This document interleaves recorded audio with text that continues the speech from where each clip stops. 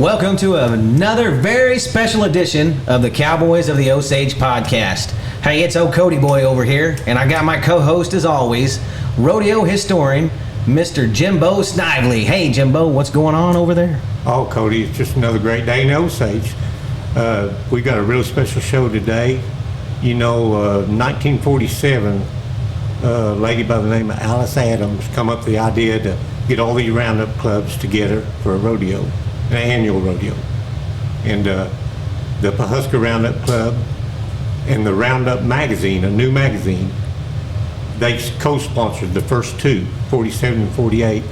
And then in 1949, the Pawhuska Roundup Club took over full sponsorship, and that's when the Cavalcade Committee was formed.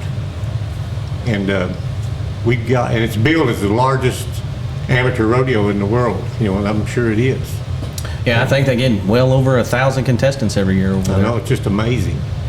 But anyway, we have some real royalty with us tonight because we have Terry Halpane, whose mother, Maxine Jingles, was the very first Cavalcade Queen in 1947.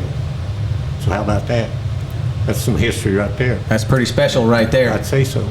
And we have Eusty Barbee, who is the 1992 Cavalcade Queen, and she's also the Queen Director. So we're going to find out a lot about the Cavalcade, not the old history and what's going on right now with the Queens. So girls, we're sure happy to have you with us tonight. Thank you. Thank you very much. We're glad to be here. Terry, it's a very special year for the Cavalcade this year. Very few events reach this mile mark, and it doesn't seem to be slowing down. It's the 75th year annual Cavalcade, and your mom was the very first Cavalcade Queen. That was really a big honor. She was here for the 50th. She always came every year through the Cavalcade. And the 50th, she had so much fun because they brought in the other queens in the past and things. And so all through the years, we kept all of her clothing, her boots, her shafts, and she did a lot of leather work also. She was very impressive. I remember meeting her. They used to have the Queen's Tea, and it was downtown at the Constantine Theater. They would take all the queens in. And the year I won, because I competed and tried for the Queen like when I was 14, and then I won when I was 15. And one of those years, she had came up and was working with the queens, and I got to meet her. So I feel very honored to have met her. And then now for you to have shared so much memorabilia here in the museum, and thank you, Cody, for showcasing that so beautifully for the young girls to come up and see parts of Cavalcade history that, gosh, that could have gotten away from us. So thank you and your family for preserving the accomplishments of your mom. Well, thank you very much.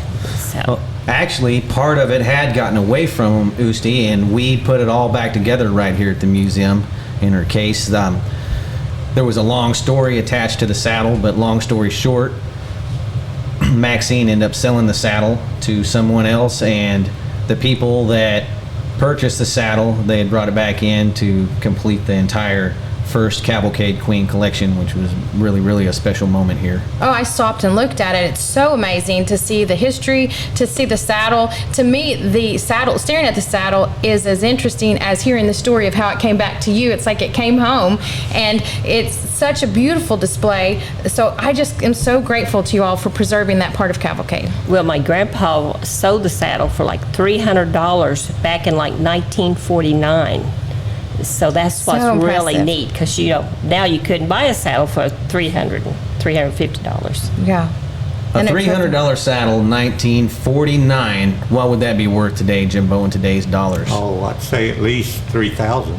$3,000 or better. That's a lot of money to give for a saddle. I probably would have had to sell my saddle too. Yeah. Just for $3,000. Yeah. That'd go a long ways in 1949, $300. Right. Dang right. Yeah. And buy you a car probably.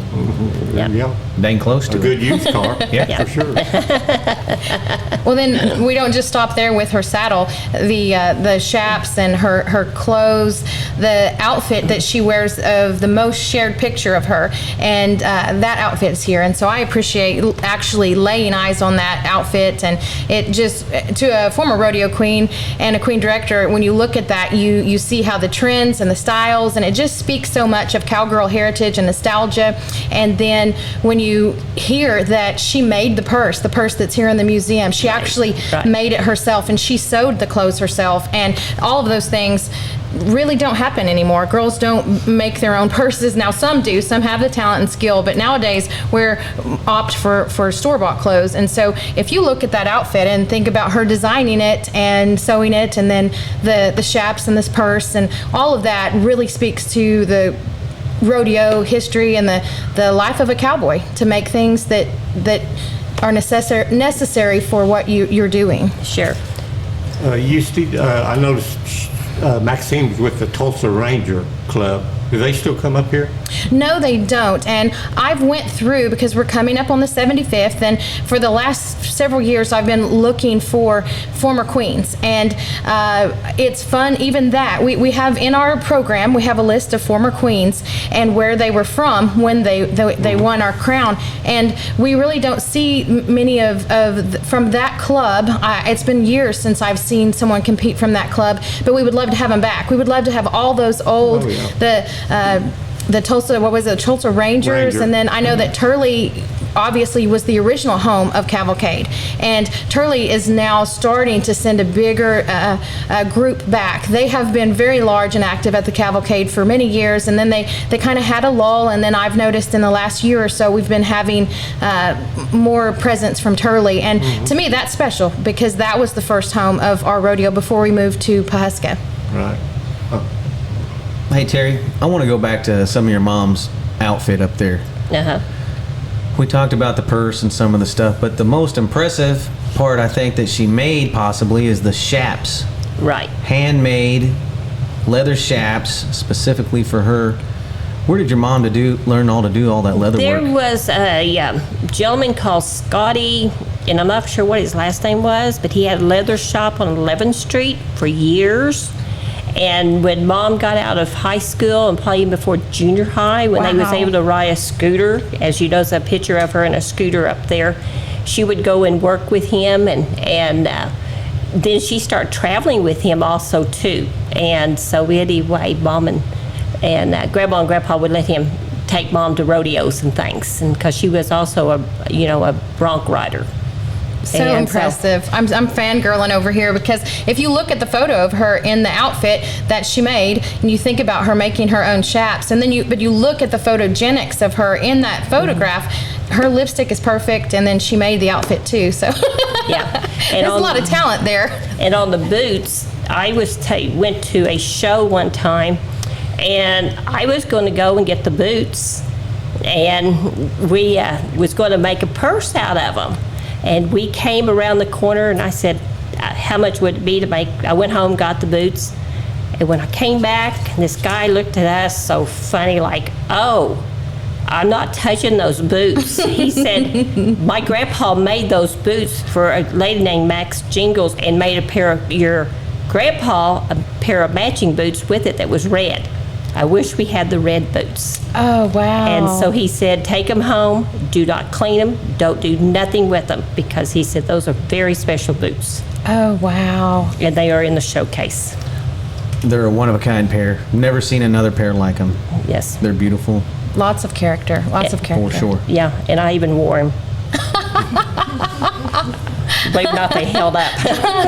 And so she was a bronc rider. Can you tell us anything about that? I'm excited to hear. Maybe some Yeah. of the places she rode. Right. I know that she rode in Madison Square Garden. That's where Wow. she got hurt in 1949. But she also rode at Cheyenne, Wyoming. And so anyway, just wherever she could find a place to ride with the ladies, bronc riders. Do you have any photos of her riding broncs? Not on broncs. I can't find, I know that there's some, and I'm looking for them. Uh-huh.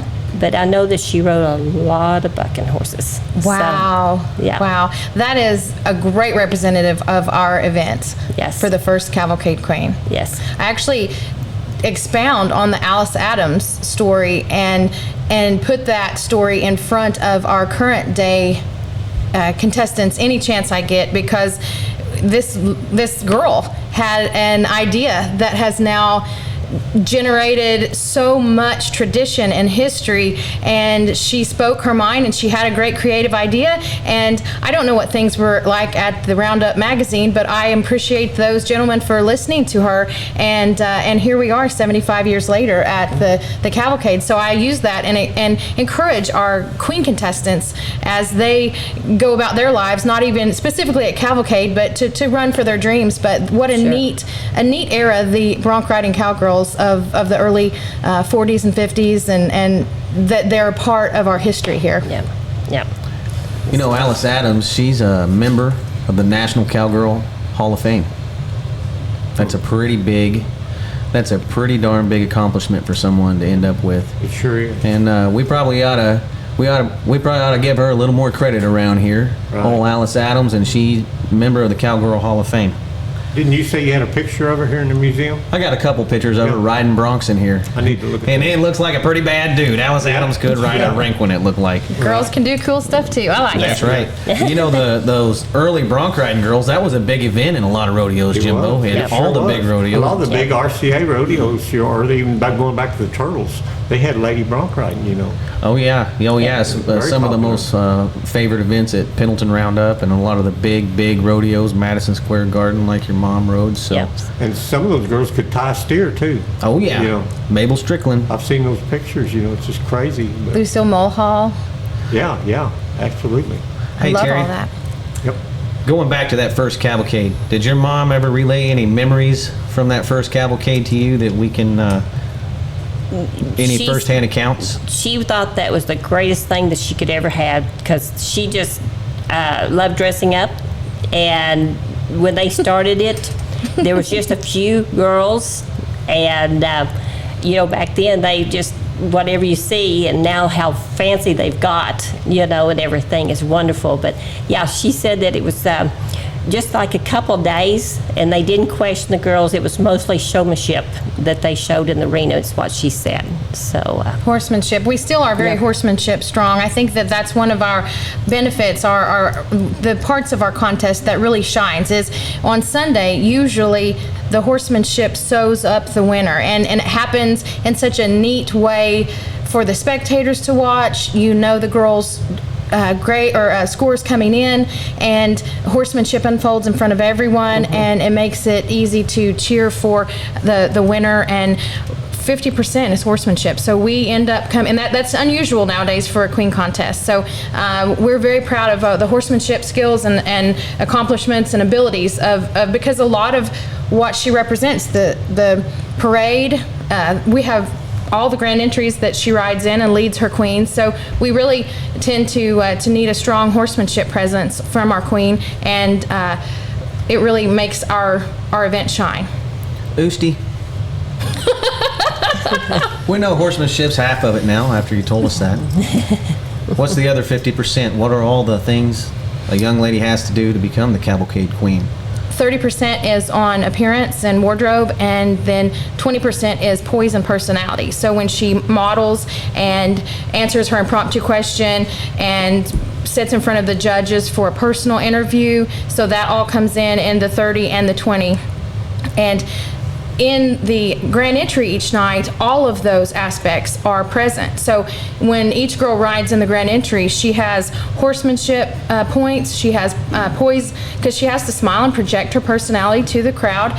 Then there's obviously the appearance is a big thing at the rodeo, because you may not be able to see her smile from across our giant arena, but you'll be able to see the color and the outfit and her horse and how she handles her horse. So all of those aspects of our 100% participation or judging, all of that is represented each time the girl is judged. So that's also, if you're strong in horsemanship, then your horsemanship will shine each night, not only the horsemanship patterns.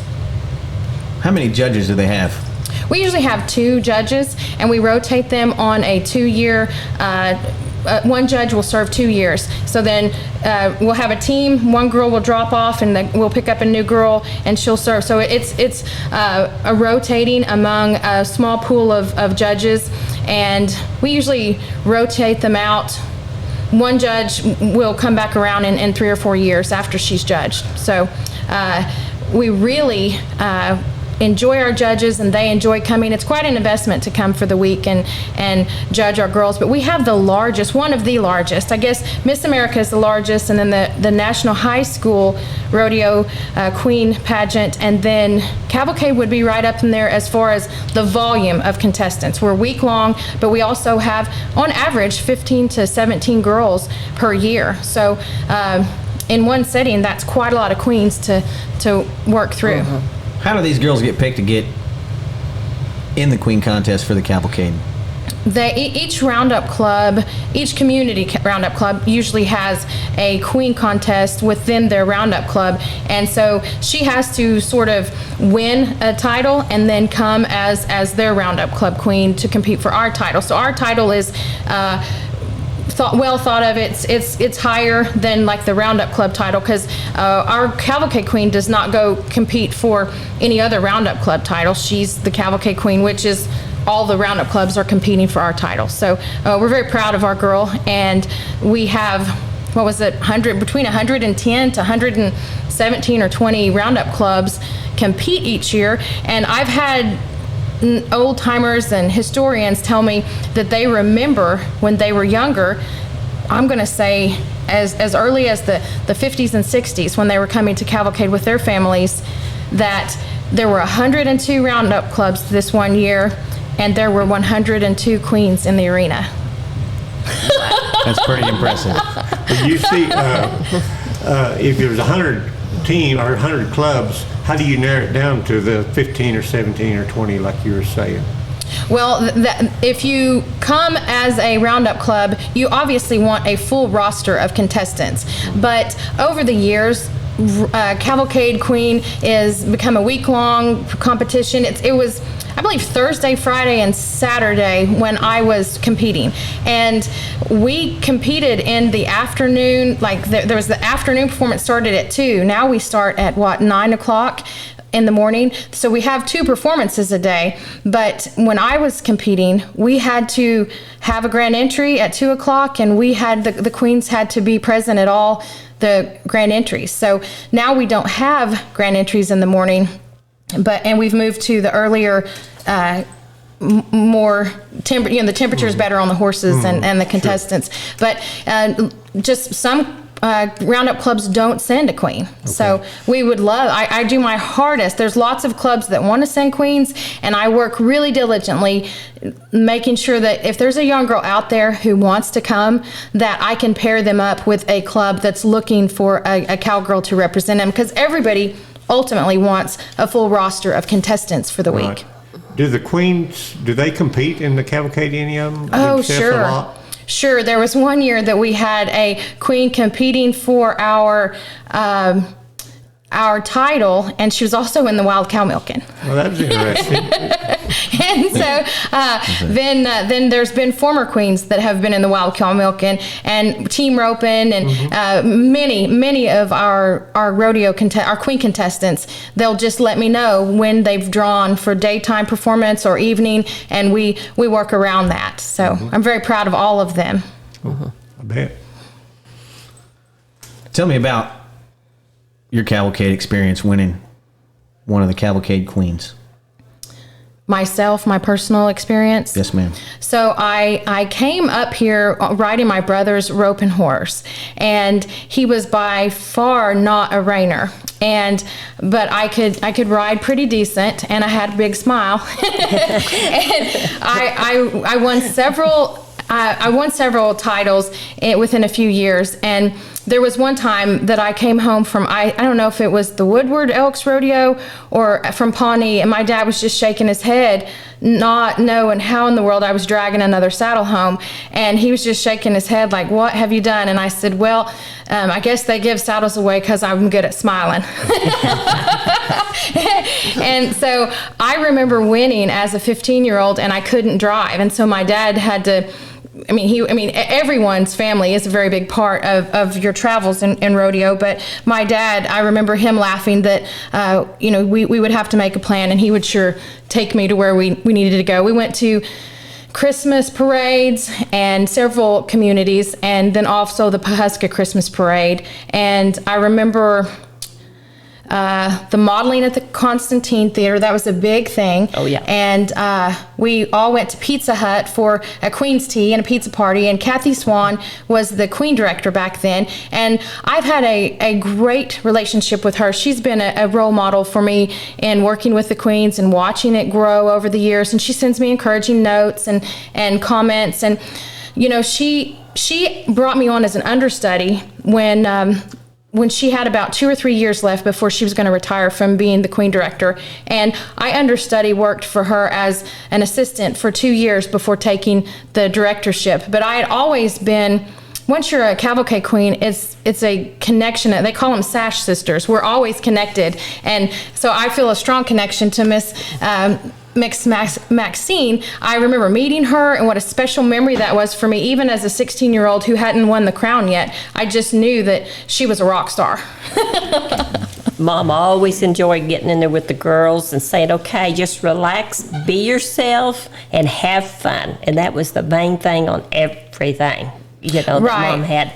Right. With Cavalcade, a big part of it is horsemanship, and I would have to say that I was very comfortable in riding that horse. And I remember my dad's wisdom was just like, go in there and just ride that horse. There was no big game plan. We weren't trying to do anything. And I just remember doing the best I could, just sitting up there and riding that horse like I had done so many times, and not stressing out about it. And at the end of the day, the chips kind of fell, and I got to take home the coveted title. So it's a neat memory, and I am very honored to still be here at the 75th to encourage other young women and work with them. So it's a really neat legacy, what's going on. Oh, yeah. What do you do as Queen Director? What are some of your duties? It's a lot like a circus. We have had girls from coming through. I just smile, and I love their tenacity, and I love everything about a young cowgirl.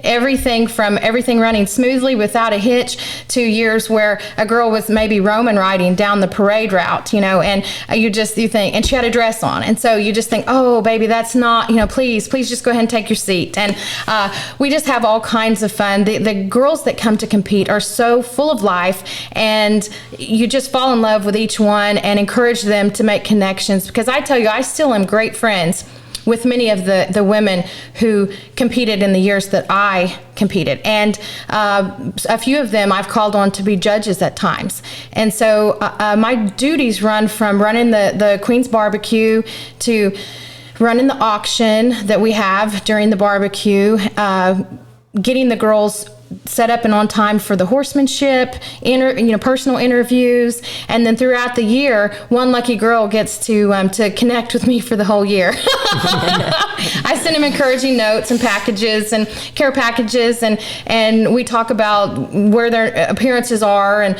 when a girl wins the Cavalcade Queen title, we don't put a ton of restrictions on them as far as appearances that we want them to do, because each girl comes to us with their own network of people and places that they could maybe take exposure for our event to a new corner of the horse world. And so each girl has her own network, and we just visit with her and where would she like to go, and then if there anywhere that she would like to go that I could approach and help find an appearance for her. So each girl has from July to July to represent our crown and take it as many miles that as she wants to. It's kind of you get out of it what you put into it. And a lot of girls really ring a lot of bells and go a lot of places. So I work really hard throughout the week of Cavalcade, but also throughout the year, my job promoting and maybe me not promoting Cavalcade, but me promoting a girl who's out there smiling on behalf of our event. Well, you mentioned the crown. Tell me something. I was reading a little bit about the new crown and how neat it is. Tell us something about the crown. Oh, I could go on about that crown forever. So, in the 80s, there was a Western store, probably Johnny Lee Wills, that had rhinestone crowns that someone, it was just a heart. If you know anything about the old crown, it was made of rhinestones, and it was just a bunch of hearts, and it was very big, it was beautiful. That's the crown that I actually wore as queen. And so that crown came to Cavalcade as a traveling crown. Mr. Jim Dickey from Kellyville attended Cavalcade, and every year with his family, and it was a great tradition. He loved Cavalcade, and he sadly had a heart attack while he was attending Cavalcade one year. And on behalf of his memory, his beloved Roundup Club, they bought a crown, which is this crown I speak of, the rhinestone heart crown, and they donated it to Cavalcade as the Jim Dickey Traveling Memorial Crown, and it went from girl to girl. And I wore it, took care of it, and made it sparkle. I think I actually cleaned it with my brother's toothbrush. When my older brother would get a little bit out of line, I would just go ahead and borrow his toothbrush. Hope we don't try to get even with you. Yeah, and so I kept it clean, and so that crown had about 18 years. So I was trying to remember that today, about 18 years worth of life in it, and then the strength and of the metal and the rhinestones, it started to give out. So we found an online company that would make a replica, and that one lasted 5 years, and then we replaced it again, and it lasted 3 years. So we got to the point of saying, it's time to go to metal. A metal crown would really represent us with strength, because it's getting harder and harder to, as much as we hated to get rid of the heart, right, the rhinestone, because it became known as the Cavalcade design, just because after so many years of it being passed from one girl to the other. So we went to Che Tullis in Hominy, and I did a bunch of research and looked at different state queens like Miss Rodeo Oklahoma, and went around looking at different designs. And then I took some ideas, just kind of sketches of what we were moving towards. And so Che had a wonderful idea that Cavalcade would not be the same event if it were not at Pawhuska. If you took Cavalcade up and put it anywhere else, it would not be the same event as it is today. And so what we put into that design is so many neat things about Cavalcade. There are 24 punched out stars in the crown to represent the 24 events of Cavalcade, but also to represent the Dance Under the Stars. And then there are horses that are reared up, wild Mustang horses, because we are one of the only events left that do the wild horse race. I believe there's a buffalo punched out, and oil derrick, and just to represent the history and the culture of the land that we call home. And I believe there's even a Osage County, the shape of Osage County, and a piece of red coral to represent the red man, and right there in the heart where Pawhuska would be in the county. So there's so much meaningful history walking around on our Queen's Head. So I really love all the meaning, and of course it's got turquoise, tons of silver, and filigree work, and we're just very proud of it. Wow, I bet. 75 years strong, Jimbo. There's not very many rodeos, even the big ones, Cheyenne, Houston, Pendleton. No, they may have been around longer, but they broke their string last year. They broke their streak. I like the way you think. It's important. So that raises the world's largest amateur rodeo up one step right there. Takes it to another level. Total another level. I was proud of the committee for standing their ground and getting it done last year, and doing a heck of a good job with it too. Absolutely. 75 years strong right there. Yes. Well, we're proud of our cavalcaders.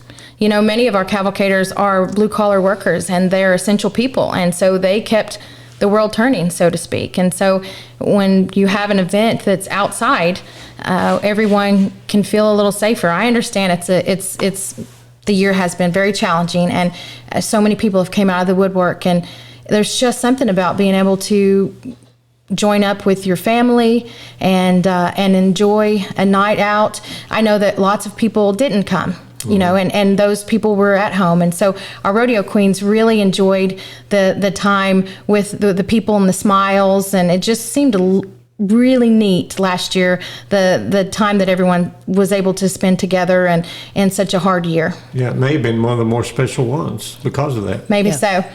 All the memories that we have of Cavalcade, that might have been some of the most precious memories, is during a time when a lot of people weren't showing up and things were canceled. Cavalcade continued. So Yes. 75 years is a long time for anything. Yes, it is. Terry, at the end of one of our shows, we usually ask, if you got any advice for the up-and-coming young folks. You've been around, you and your mom, seen about everything. So with you, I think I'd like to ask, with looking at your mom's collection that you've saved all these years, what is the importance of keeping up with your family history? I think it's very important, especially keeping it right here at Ben Johnson, and so that all the new Cavalcade Queens can come in and they can appreciate it, and they hopefully that they will continue coming, bringing their families in, and just letting everybody, because I have met so many wonderful people looking at it, has called me and said, hey, I saw this at Ben Johnson, and it's wonderful. And then I'm hearing some really neat stories about my mom and my dad, about rodeoing and the cavalcades and different things. And I met a guy with a cane one day walking out the parking lot, and he said, oh, are you Maxine's daughter? And I said, yes. And he said, I didn't even know he was in here. And I said, yes. And he goes, oh, I remember her growing up. And he said, I can tell you some stories. He said, first thing is I wanted to date her, and his wife just looked at him like, oh, really? So anyway, keeping up with the memories, keeping everything here is great at Ben Johnson. Eusty, you heard what I usually ask people at the end of this, but I want to ask you, what advice would you give a young lady wanting to become a rodeo queen or a beauty queen, or any life advice you just might have for a young lady, period? I would say that God has made each of us unique, and that each girl comes up here or goes into any pageant with beautiful qualities that are unique. The Bible says you're fearfully and wonderfully made. And I would say that each girl has something special that no one else has, and that you should fearlessly be yourself. Thank you, Eusty. That's beautiful. Thank you. Jimbo, you got anything for these ladies? Well, I'd just like to thank them for coming in tonight and catching us up on all the old history and what's going on now. And I know I learned a lot about the cavalcade tonight. And I'd encourage anybody to come to the Ben Johnson Cowboy Museum and see the display that you have, all the old pictures, and then see Maxine's case is just unbelievable with that saddle, and her outfit is so pretty. And so we're just really tickled to have them here tonight. Thank you. Yes, thank you both. This has been a real special night for us, Jimbo. Sure has. For us too. Yes, absolutely. Well, thank everybody for tuning in. This has been another great episode of the Cowboys in the Osage Rodeo Queen Edition from right here at the Ben Johnson Cowboy Museum in historic downtown Pawhuska, Oklahoma. We'll see everybody next week.